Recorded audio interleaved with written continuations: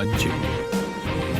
விஜய் பார்த்தீங்கன்னா காவேரி கிட்ட சொல்லிடுறாங்க, என்னால் உன்னை கல்யாணம் பண்ணிக்கவே முடியாது, நான் வந்து உன்னை வெறுக்கிறேன், எனக்கு வந்து உன் மேலே இருக்கிற கொஞ்சம் லவ் கூட போயிடுச்சு, எனக்கு சுத்தமாக உன்னை பிடிக்கல வெண்ணிலா அப்படிங்கிற மாதிரி சொல்லிடுறாங்க.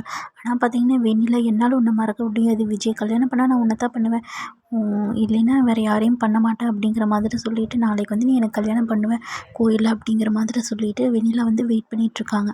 அப்போ வந்து கரெக்டாக போலீஸ் வராங்க. போலீஸ்கிட்ட வந்து பார்த்தீங்கன்னா விஜயோட அப்பா வந்து மாட்டி விட்டுறாங்க.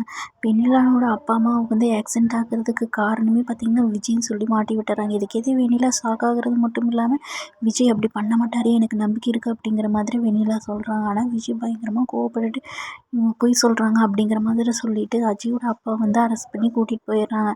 அதே சமயம் பார்த்திங்கன்னா விஜயுமே, காவேரி தவிர வேறு எந்த பொண்ணையும் என்னால் நினச்சி கூட பார்க்க முடியாது வெண்ணிலா அப்படிங்கிற மாதிரி சொல்லிட்டு விஜய் போயிடுறாங்க.